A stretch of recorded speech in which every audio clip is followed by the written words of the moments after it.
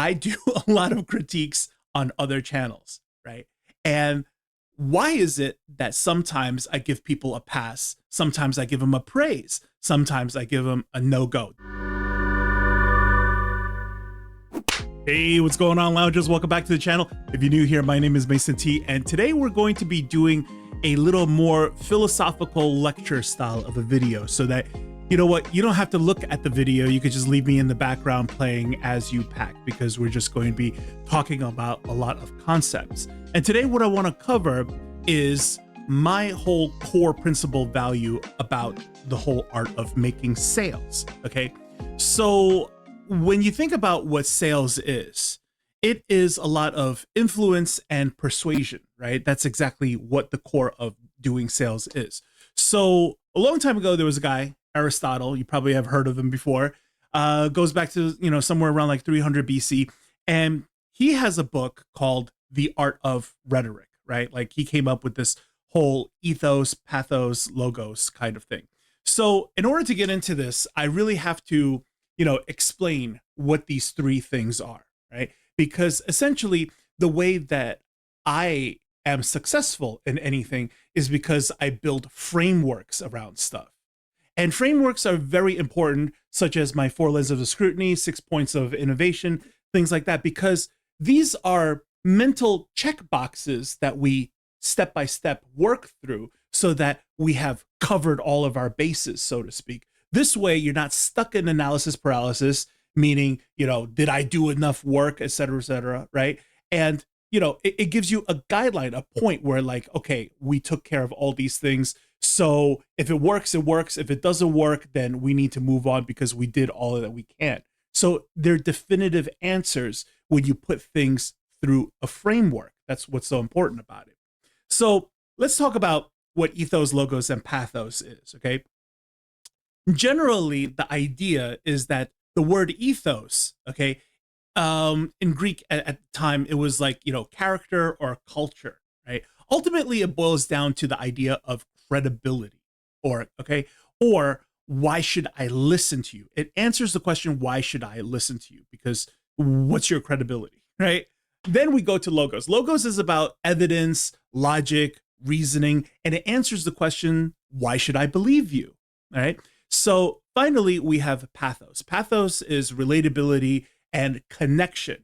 Ultimately, it boils down to why should I care? So a lot of other people who teach, this rhetoric of ethos, logos, pathos will normally say that pathos is about empathy and emotion. I disagree because I think, relatability is the better umbrella encompassing term. So if you guys ever heard of a guy called Simon Sinek, okay, Simon Sinek has a whole teaching about starting with why. And it's because he believes that most people make their decisions more emotion-based than logic-based. So identifying who are the people that believe in what we believe, et cetera, you have to watch all his TED Talks about that to understand this. So some of you guys probably already know what Simon Sinek is and his whole speech of, starting with why. So when you think about ethos, logos, and pathos, why should I listen to you? Why should I believe you? And why should I care? That's really, in essence, where it actually comes from. Okay. So the ultimate question now is that how do we tie this over to sales and answer the question of why should I pay you? Why should I open my wallet up to you? Well, let's try to first apply what ethos, logos, and pathos is into, let's say, a listing, such as an eBay listing, an Amazon listing on any platform, okay? So first, we need to establish some kind of credibility, right? And how do we do this? Well, basically, it's about how nice your listing is put together, okay? I have clean photos, I have good reviews, I have good testimonials, I am good standing, I'm a top-rated seller. Like all these things is what establishes that initial rapport when people see your listing. Then we need to move on to logos, right? And logos is all about providing that evidence. So that evidence could be anything between, let's say, a infomercial type thing or an installation video, a demonstration video, as well as all of the bullet points and spec sheets that is in the listing itself, trying to, prove all the mechanics, academics, fundamentals, things that satisfy the logic side of the brain. And then ultimately, let's talk about pathos a little bit, right? So pathos generally is your emotionally based stuff, right? But I think it's more about relatability in this sense. If your item is not even located in the right category, it's not positioned in the right category, then you're talking to nobody who cares, right? So when we're trying to answer the question, why should I care? Well, first, we have to identify the correct demographic, people who most likely will care. And then we start doing things like what? The beautiful photos, such as, the lifestyle photos, right? So that people can envision how this would enhance their life. As well as when you think about the description area, when people say, if you buy this item, et cetera, you got this whole, mumbo jumbo type of letter that's in there, right? That like, hey, tired of the hustle and bustle, blah, blah, all of these pain point questions and stuff, so that people can start feeling like, yeah, I do have that kind of an issue, and this product could help me with that. See, that's how we establish the pathos. So my point is that like once you lock down, right, the credibility and the evidence for it, and you make the connection with your audience, you have landed all of the points of persuasion. And for whatever reason that they still don't buy your listing, well, it could be, financial constraints, they're just window shopping, et cetera, all of those other things. But the point is, as a seller, you have done your part. This is as far as you go, right? You have met your obligations when you meet the ethos, logos, and pathos. So normally, back in ancient Greece, and a lot of people in colleges who explain this whole art of rhetoric, they normally try to, explain it to people as in like, which one should I use, right? When I'm trying to convince somebody, am I talking to like a very techie kind of person? So I got to get them on the logos, right? Am I talking to, somebody who needs the authority figure, right? So I got to establish my ethos, et cetera, et cetera. But I don't think that is correct. I think it's more fluid than that, right?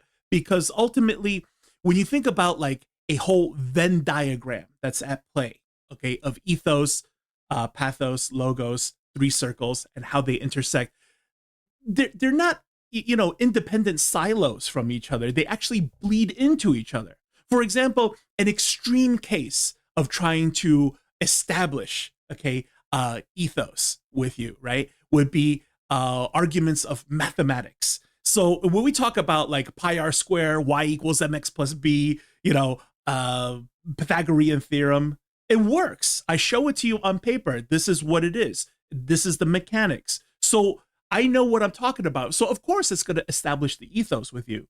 But when you think back to many high school students, when am I ever going to use this? Right. They don't care. It's not relatable to them. So now all the ethos and logos in the world is not going to make up for the pathos to make them want to sit there and continue to listen. So generally, very good teachers are the ones who can establish all three. They make the student care, they make it interesting for them, and they're learning some stuff, right? So they respect their authority as a teacher. And that's exactly how this whole art of persuasion and influence actually works. So let's apply this rather than just on business into some life examples, right? So on this channel, you guys already know that I do a lot of critiques on other channels, right? And why is it that sometimes I give people a pass, sometimes I give them a praise, sometimes I give them a no-go? There's inherently something wrong with this. And it is because I apply this ethos, logos, pathos to all of the things that I'm critiquing, okay? And in order to really understand that, we have to critique Pegasus Lounge, right? What kind of a person am I? So I'm sure many of you already know by now who follow this channel that I am very how heavy, right? Meaning that like I am obsessed with the how of everything. In fact, the way that I see things is maybe 10% why, 10% what, and I need 80% how, because otherwise I feel as if we're just shooting the breeze here, Okay. Whatever it is that you want to present to me, to sell me on something, right? To teach me something, I got to hear the how. Otherwise, I'm not just going to take things at face value with a ton of ethos and pathos, and you didn't give me the full logos, right? So that's exactly how this channel works. If anything, I don't like to use the words trust me. You guys have never heard me say trust me. I have never answered a comment in my comment section with just trust me, right? I don't make these, claims of credibility. I always try my best to, you know what? Let me explain the logos to you. And number one, you're already on my channel, so hopefully the pathos applies to you, or why are you even here? And then if my explanation makes full sense to you, right? Like I'm explaining y equals mx plus b. I'm explaining Pythagorean theorem to you. Then clearly I'm a guy who knows what he's talking about, and therefore ethos established, right? So I am a logo first heavy kind of person. So therefore, when I go and check out these other channels, okay, I am applying this framework in my mind. So in the beginning, if I come to your channel and then you say things like, I'm the #1 seller of this, I do that, I make how much money or whatever, okay, let's hear that first, but let's just get that all out of the way. But at some point, you have to get to the logos portion, the evidence portion, the logic portion. And what I'm going to listen for is what? If the math is even mathing. So when you think of this whole framework in its system, right? Usually it is presented in college courses through a lens of ethics and morality. It's like all the positive stuff. We're trying to establish rapport, good character, right? We're trying to show people the fundamentals, the academics of what our understanding is. And then ultimately read the room, right? We try to establish, from a nicer tone of empathy. But then when you think of the flip side of that coin, right? The shadow side, okay? There's a lot of things that actually can go wrong with this, right? For example, what are the gatekeepers to ethos, logos, and pathos? Where if this part is no good, if this happens, then no amount of any one of these arguments is going to do it for you. For example, right? When you think about ethos and credibility, likability is very important. That's exactly what the issue is with, let's say, Donald Trump, right? I use this example because we all know who Trump is. So there are people who don't like him, and therefore they don't care he's the president. They don't care he's a billionaire. They don't care he was a businessman, etc. All these things. I don't like you. So no amount of credibility is going to do it for me. It doesn't matter. It's taken off the board. When you think of what logos is, right, of evidence, well, let's take the story of the boy who cried wolf. By the time he's telling the truth, this is really what's happening. The wolves are coming. Nobody's listening to him anymore because he's lost all trust with the villagers, right? So if you lose trust from the beginning, no amount of logos is going to help you with this target audience. And then finally, pathos is about connection, right? Again, we have to answer the question of why should I care? How do I make them care? So if I had to really put this in terms of business, when people go ahead and create items, products, and they don't put enough mindfulness into the customer, then there's no connection here. It doesn't solve the problem for me. He made this item because he thought it was pretty. It was good for him. It's not good for me. So therefore, no amount of explanation, no amount of, establishing authority, people are just going to say, okay, great, good for you. You have a PhD in such and such. I don't care because it doesn't apply to me.